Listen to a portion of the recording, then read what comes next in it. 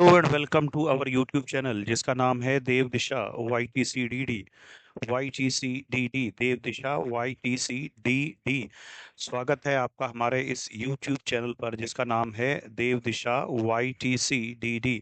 आज जो हम इस वीडियो में डिस्कस करेंगे वो जो हमारा एलटी का प्रथम प्रश्न पत्र है उसमें शिक्षण अभिरुचि जो पार्ट है उसमें 30 सरल प्रश्न, जो मैं इनको कह रहा हूँ सरल प्रश्न इसलिए कह रहा हूँ क्योंकि ये प्राथमिक स्तर के प्रश्न हैं। ये ऐसे प्रश्न हैं जिनमें से बहुत सारे प्रश्न आपके परीक्षाओं में आ सकते हैं, लेकिन इनका लेवल जो है वो एक सिंपल लेवल ही है, सरल लेवल ही है। इसका कारण ये है क्योंकि ये फैक्ट्स बेस्ड क्वेश्चन है।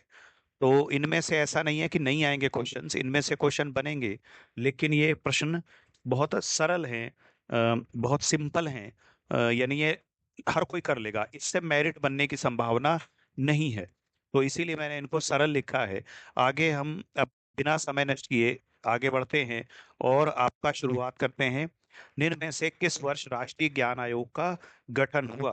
तो राष्ट्रीय ज्ञान आयोग आप जानते ही हैं, जिसको हम कहते हैं national knowledge commission. National knowledge commission की स्थापना हुई थी वर्ष 2005 में। और इस राष्ट्रीय ज्ञान आयोग का जो अध्यक्ष थे वे भी पूछे जा सकते हैं। तो ये हैं सैम पित्रोदा। तो इसीलिए मैंने इन प्रश्न पत्रों को कहा है, इन प्रश्नों को कहा है सरल, क्योंकि ये प्रश्न हर एक को आता होगा और इसीलिए इसमें संभावना मेरिट बनने की ना के बराबर होती है, इसीलिए मैंने इनको सरल कहा। तो इसका पहला आंसर आ जाएगा। जो राष्ट्रीय ज्ञान आयोग का गठन है वो 13 जून 2005 को हुआ था। 13 जून 2005 को। और दूसरी बात इसमें, जो इसके अध्यक्ष थे वो पूछा जा सकता है, तो अध्यक्ष इनके थे सैम पित्रोदा। और इस आयोग ने कार्य करना प्रारंभ किया था वर्ष 2006 में। और इस आयोग ने अपना प्रतिवेदन जो दिया था उसका नाम भी पूछा जा सकता है, तो उसका नाम होता है राष्ट्र के नाम प्रतिवेदन। और इस प्रतिवेदन के 5 ही भाग थे। तो आप भाग से भी याद रख सकते हैं कि कितने भाग थे, 5। और बना भी कब, 2005 में। अगर आपको 2005 याद हो गया तो आप याद कर लेंगे कि इसके 5 भाग थे। ये 5 भाग कहलाते हैं ज्ञान पंचभुज। तो ज्ञान पंचभुज से पंच आ रहा है, 2005 में बना। और इन्होंने 4 बार अपना प्रतिवेदन दिया था, 2006 में, 2007 में, 2008 में और 2009 में। अंतिम रूप से इन्होंने अपना प्रतिवेदन वर्ष 2009 में दिया था। तो राष्ट्रीय ज्ञान आयोग पर ये मुख्य मुख्य मुख्य 4-5 प्रश्न हो गए। राष्ट्रीय ज्ञान आयोग का गठन 2005 में। इन्होंने अपनी सिफारिश में ज्ञान पंचभुज की सिफारिश की थी। इसके अध्यक्ष सैम पित्रोदा थे। इन्होंने 4 बार अपना प्रतिवेदन दिया था। और वर्ष 2006 से इन्होंने काम करना शुरू किया था। 6, 7, 8 और 9, 4 बार इन्होंने प्रतिवेदन अपना दिया था। इनमें से कौन सा आयोग विशेष रूप से शिक्षक शिक्षा से संबंधित था? तो शिक्षक शिक्षा से संबंधित आयोग जो है वो वर्मा आयोग है। यशपाल, जो प्रोफेसर यशपाल समिति जो है वो बच्चों पे बस्ते का बोझ कम करने के लिए बनी थी। कोठारी आयोग आप जानते ही हैं, भारत का, स्वतंत्र भारत का पहला राष्ट्रीय शिक्षा आयोग है, जो 1966 में बना था। और सॉरी, 1964 में बना था। और 66 में इन्होंने अपनी सिफारिशें, जो तत्कालीन शिक्षा मंत्री थे MC छांगला, उनको इन्होंने अपनी सिफारिशें दी थी। और मुदलियार आयोग जो बना वो बना आपका माध्यमिक शिक्षा पर। मुदलियार आयोग जो बना था वो बना था माध्यमिक शिक्षा पर। 1952 में ये गठित हुआ था। मुदलियार आयोग आप 1952 में गठित हुआ था। कई बार इसमें क्रम से भी पूछा जा सकता है कि इनमें से सबसे पहले कौन बना या सबसे अंतिम रूप से कौन बना, या इनको क्रम में लगाइए। इस तरह के प्रश्न भी आ सकते हैं। तो मुदलियार आयोग 1952 में, कोठारी आयोग 1964 में, 1964 में। वर्मा आयोग जो बना था वो बना था शिक्षक शिक्षा से। इसकी पृष्ठभूमि भी मैं बताता हूँ। तो वर्मा आयोग का गठन, एक दो, थोड़ा सा इसमें यह भी जानना आवश्यक है कि जो जस्टिस वर्मा है उनके नाम पर 2 आयोग हैं। एक आयोग 2011 में बना था, वो बना था शिक्षक शिक्षा पर। उसके बाद एक आयोग और बना था इन्हीं की अध्यक्षता में वो महिला सुरक्षा पर बना था। तो ध्यान रखिएगा, ये वर्मा आयोग का फिलहाल इसका आंसर है। और ये बना था महाराष्ट्र में 200 से अधिक, लगभग 300 डीएलएड संस्थाओं को मान्यता दे दी गई थी। उसके बाद सरकार द्वारा इनको अस्वीकार कर दिया गया, इनकी मान्यता को। इसके बाद मामला कोर्ट में पहुंचा, हाई कोर्ट में। हाई कोर्ट के बाद फिर मामला सुप्रीम कोर्ट तक पहुंच गया। तो इस तरह से जस्टिस वर्मा आयोग का गठन सुप्रीम कोर्ट द्वारा किया गया था, शिक्षक शिक्षा से संबंधित सिफारिशें देने के लिए।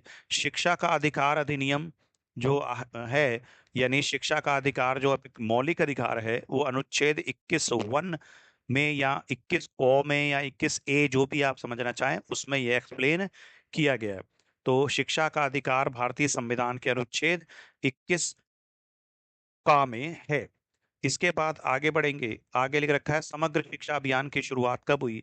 तो समग्र शिक्षा अभियान की शुरुआत हुई थी 2018 में। ये है क्या समग्र शिक्षा अभियान? अगर आपने पढ़ा होगा तो एक सर्व शिक्षा अभियान था, SSA, और एक था रमसा, RMSA। इन दोनों को मिलाकर आपका बना दिया गया है समग्र शिक्षा अभियान।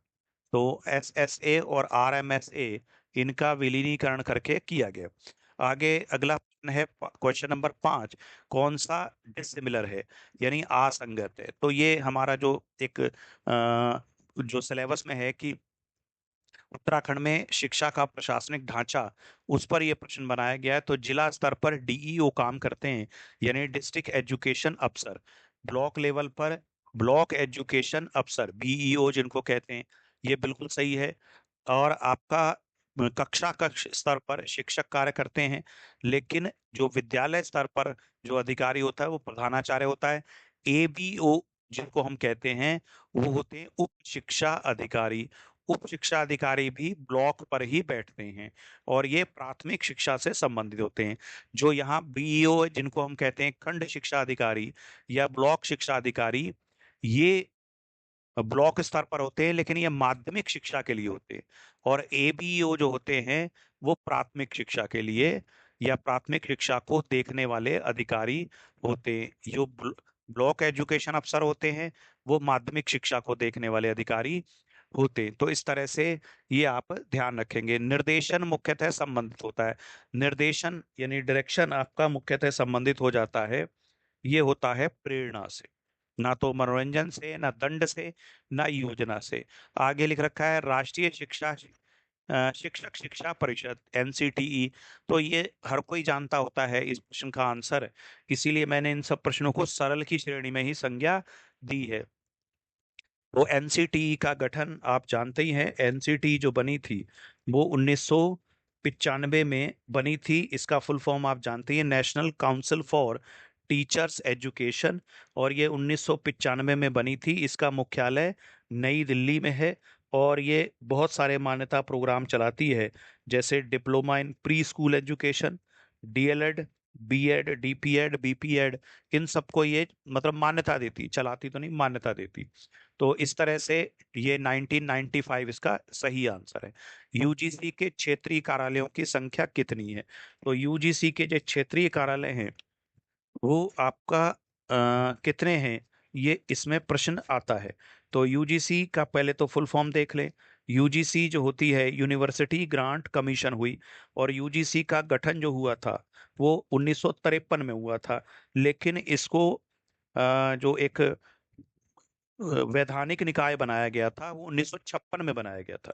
और ये जो यूजीसी गठित किया गया था 1953 में, लेकिन इसको वैधानिक निकाय बनाया गया था, स्टेचुरी बॉडी बनाया गया, वो बनाया गया 1956 में, जब विश्वविद्यालय अनुदान आयोग अधिनियम संसद में पारित किया गया।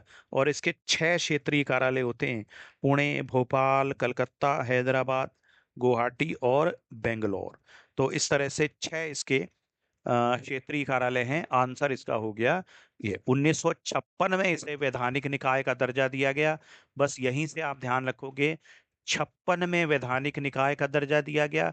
1956 और 6 ही इसके क्षेत्रीय कार्यालय हैं। तो यहाँ से आप टोटका या आपका ट्रिक बना सकते हैं। 1956 में इसे वैधानिक दर्जा दिया गया और 6 इसके क्षेत्रीय कार्यालय। दिव्यांगजन अधिनियम 2016, अंग्रेजी में इसको बोलते हैं RPWD, right of person with disability. RPWD act जो होता है वो 2016 में लागू हुआ था। और इसमें दिव्यांगता जो है वो कितनी श्रेणियां हैं, तो 21 है। इससे पहले 1995 का अधिनियम था जिसमें केवल 7 श्रेणियां थी। अब ये श्रेणियां बढ़कर 21 हो गई। तो दिव्यांगता की श्रेणियां कितनी है? 21। आगे लिख रखा है एनसीएफ 2005 मुख्यतः किस पर आधारित है? तो ये संरचनावाद पर आधारित है एनसीएफ। और ये जो संरचनावाद पर आधारित एनसीएफ है, ये एक प्रश्न इसमें और सुन लीजिए। संरचनावाद टर्म किसने दी थी? तो संरचनावाद जो शब्द दिया था वो टिंचनर ने दिया था। इसके बाद अगला प्रश्न देखेंगे, बाल मंदिर नामक विद्यालय की स्थापना किसने की थी? तो बाल मंदिर नामक विद्यालय की स्थापना गिज्जू भाई द्वारा की गई थी। गिज्जू भाई पर मैंने पूरा वीडियो बनाया है, आप उसको देख सकते हैं। गिज्जू भाई ने बाल मंदिर की स्थापना की थी। इसके बाद इनमें से गिज्जू भाई को मूंछों वाला मोछेर माई यानी मूंछों वाली माता भी कहते हैं, और बच्चों का गांधी भी गिज्जू भाई को कहा जाता है। तो इन्होंने प्राथमिक शिक्षा पर बहुत लिखा किताबें लिखी हैं बच्चों के लिए। और ये मारिया मांटेसरी से प्रभावित हुए थे, पेशे से वकील थे। पूरा वीडियो मैंने इनके ऊपर बनाया है, आप जरूर देख सकते हैं। किसने शिक्षा की विधि में शब्दों की अपेक्षा अनुभवों पर अधिक बल दिया? तो इसमें आपका प्रश्न आता है कि किसने शब्दों की अपेक्षा अनुभव एक्सपीरियंसेस पर अधिक जोर दिया। यानी पुस्तकों की अपेक्षा किस पर जोर दिया है? एक्सपीरियंस पर, उस पर, यानी आपके अनुभवों पर। तो ये है प्रकृतिवाद। प्रकृतिवाद, ध्यान रखेंगे, प्रकृतिवाद पाठ्य पुस्तकों को महत्व कम देता था। और यहाँ पर आपका आंसर बन जाएगा प्रकृतिवाद। सत्यम शिवम सुंदरम जैसे शाश्वत मूल्यों पर किसने बल दिया? यह है आदर्शवाद। आदर्शवाद पर बल दिया था किसने? आदर्शवाद ने बल दिया था सत्यम शिवम सुंदरम पर। यानी आदर्शवाद आइडियलिस्टिक अप्रोच वाला या विचारों को अधिक महत्व देने वाला वाद था, तो इसे कहते हैं आदर्शवाद। इनमें से किसके अनुसार बालक की शिक्षा में परिवार का महत्वपूर्ण स्थान है? ये सेंटेंस कहा था रूसो ने। अध्यापक व्यवहार के वर्गीकरण का विकास होता है, तो अध्यापक विकास के वर्गीकरण का विकास होता है सूक्ष्म शिक्षण द्वारा, माइक्रो टीचिंग द्वारा। तो यहाँ माइक्रो टीचिंग आप समझते होंगे, 5-10 मिनट की जो बीएड कोर्सेज करते समय टीचिंग होती है, उसे आपका माइक्रो टीचिंग कहते हैं। भारत में शिक्षा के लिए समर्पित एजुसेट, एजुसेट को हम जी सेट 3 भी कहते हैं। और ये कब लॉन्च किया गया था? एजुसेट लॉन्च किया गया था 20 सितंबर 2004 को। तो यहाँ आंसर है 2004। श्रवण बाधित बच्चों को पढ़ने के लिए, ऐसे बच्चे जिनको सुनाई नहीं देता, उनके लिए क्या युक्त किया जाता है? तो सांकेतिक भाषा। आपने देखा होगा, अगर आपने आपकी अदालत भी देखा है, तो उसमें भी आपका एक या कोई और समाचार भी सुने होंगे, मूक बधिरों के लिए समाचार, उसमें वो सांकेतिक भाषा का प्रयोग करते हैं। तो श्रवण बाधित बच्चों को पढ़ाने के लिए सांकेतिक भाषा का प्रयोग होता है। अटल उत्कृष्ट, अटल उत्कृष्ट विद्यालय, अटल उत्कृष्ट विद्यालय उत्तराखंड में खोले गए हैं। और ये अंग्रेजी माध्यम के विद्यालय हैं, और ये सीबीएसई से संबद्ध विद्यालय हैं। तो ये दोनों कथन ही सही हैं। इसके बाद अगर हम देखेंगे, अगला प्रश्न है, शिक्षा के क्षेत्र में सबसे महत्वपूर्ण वह पुरानी सलाहकार संस्था कौन सी है? तो ये है आपका CABE। CABE जिसको हम कहते हैं advisory board central advisory board of education. ये भारत की सबसे पुरानी शिक्षा पर सलाहकार समिति है। ये जो बनी थी 1920 में बनी थी। और कलकत्ता विश्वविद्यालय आयोग जो 1917 में गठित हुआ था, उसकी सिफारिश पर बनी थी। फिर इसको 1923 में भंग कर दिया गया। इसका कारण ये कहा गया कि पैसे नहीं है। उस समय ब्रिटिश गवर्नमेंट थी, तो ब्रिटिश गवर्नमेंट युद्ध में फंसी हुई थी फर्स्ट वर्ल्ड वार के बाद। उनके पास कह दिया गया कि पैसा नहीं है हमारे पास, तो ये खत्म कर दी गई। फिर आपका हर्टांग समिति बनी 1928 में। उसने कहा कि इस समिति को पुनर्जीवित किया जाए, और 1935 में CABE को फिर से पुनर्जीवित किया गया, 1935 1905 में। इस तरह से CAB 1920 में गठित हुई, 1923 में भंग हुई और 1935 में फिर दोबारा से कलकत्ता विश्वविद्यालय आयोग के उसमें बनी और पुनर्जीवित हुई हर्टांग कमीशन की सिफारिशों के आधार पर। तो सभी प्रश्न महत्वपूर्ण हैं। डाइट किस स्थान पर काम करती है? तो डाइट जो होती है, आपने सुना ही होगा, हर जिले में एक डाइट होती है। हर जिले में एक डाइट, DIET डाइट होती है। और ये डाइट आप देखोगे तो इसमें प्रश्न आ जाएगा किस स्तर पर काम करती है, तो नेचुरल सी बात है, जिला स्तर पर काम करती है। और ये है जिला संस्थान, यानी आपका जिला शिक्षा और प्रशिक्षण संस्थान, district institute of education and training. ध्यान रखेंगे, district institute of education and training, ये इस पर काम करती है जिला स्तर पर। निम्न में से कौन सा, अगला प्रश्न देखेंगे, निम्न में से कौन सा अधिगम का वक्र नहीं है? तो अधिगम का वक्र नहीं है लंबवत। अधिगम के 3 वक्र होते हैं। एक आप देखेंगे कौन सा होता है, मिश्रित नंतोदर, यानी नीचे की ओर, उन्नतोदर मतलब ऊपर की ओर, और एक मिश्रित होता है। ये बीएड आपने किया होगा तो ये आपने जरूर सुना होगा, अधिगम के वक्र। इसके बाद व्यवहार के कारण व्यवहार में परिवर्तन ही अधिगम है। ये कथन किसका है? तो ये कथन है गिलफर्ड का। अगला प्रश्न देखेंगे, 12 से 16 वर्ष के बच्चों के लिए हिंदी में डॉक्टर एस जलोटा ने कौन सा परीक्षण प्रतिपादित किया है? तो एस जलोटा ने प्रतिपादित किया है साधारण मानसिक योग्यता परीक्षण। साधारण मानसिक योग्यता परीक्षण ये किया है जलोटा। इसके बाद शिक्षा में फ्रॉबेल का महत्वपूर्ण योगदान है, तो किंडर गार्डन। तो फ्रॉबेल में आप ऐसे समझ लो कि फूल है, और फूल आपका कहाँ खिलते? गार्डन में। एक ट्रिक याद रखने की है ये, बाकी आपको सीधा ही याद हो जाए कि किंडरगार्टन के जनक कौन है, तो फ्रॉबेल हैं, या किंडरगार्टन किसने बनाए, तो फ्रॉबेल ने। लेकिन अगर आपको भूल जाए तो गार्डन में आपको क्या मिलते? वैसे ही गार्डन है, लेकिन गार्डन ही कहते हैं, गार्डन में आपका फूल खिलते। अगला लिख रखा है, गर्भ में बालक को विकसित होने में कितना समय लगता है? तो ये तो सब लोगों को लगभग मालूम होता है। एक हम समाज में जनरल टेंडेंसी होती है कि 9 महीने, आप बच्चे पिक्चरों में भी दिखाया जाता है कि 9 महीने तुझे मैंने अपने पेट में रखा। तो 9 महीने लगभग बैठते हैं, 270 से लेकर 272 दिन।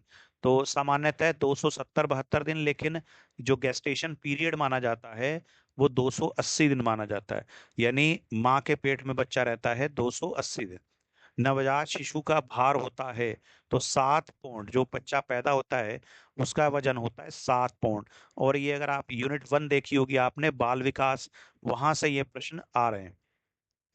अगला है, किसने बहुविमात्मक प्रज्ञा, यानी एक तरह से हम कह सकते हैं प्रज्ञा मतलब बुद्धि, तो बहुबुद्धि सिद्धांत किसने दिया था?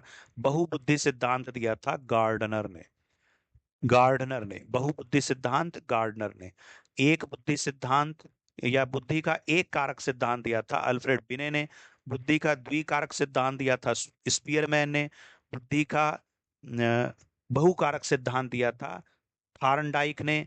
और बुद्धि का समूह कारक सिद्धांत दिया था थर्स्टन ने। तो ये बहरहाल यहाँ बहुविमात्मक प्रज्ञा है, यानी आपका बहुबुद्धि सिद्धांत है। बहुबुद्धि सिद्धांत गार्डनर ने दिया था। तत्परता का सिद्धांत किसने दिया?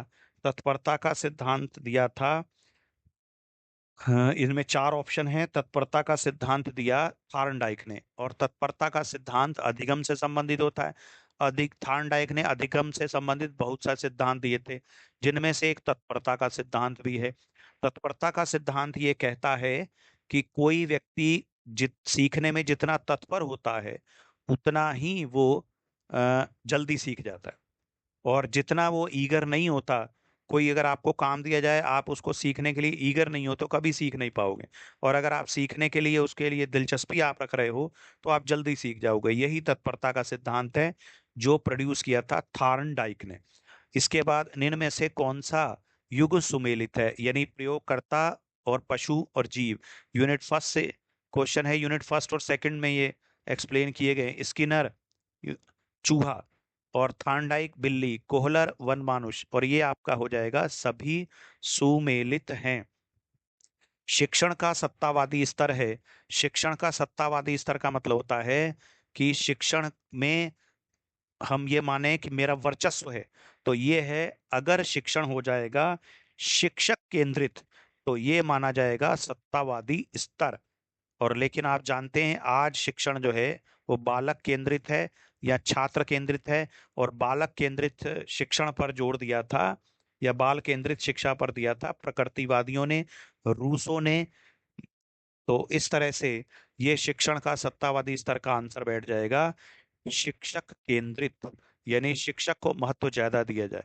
तो ये हमारे 30 प्रश्न हुए। मैंने पहले ही बताया इन प्रश्नों का जो स्तर है वो आपका सरल है, इन्हें आप सरल ही माने। और इसके बाद हम थोड़े से नेक्स्ट लेवल के क्वेश्चन आपको देंगे अपने वीडियो में। पहले तो यूनिट वाइज सब दे देंगे। यूनिट 5 का हमने दे दिया है, यूनिट 4, 3, 2, 1 इन सबका दे के फिर आपका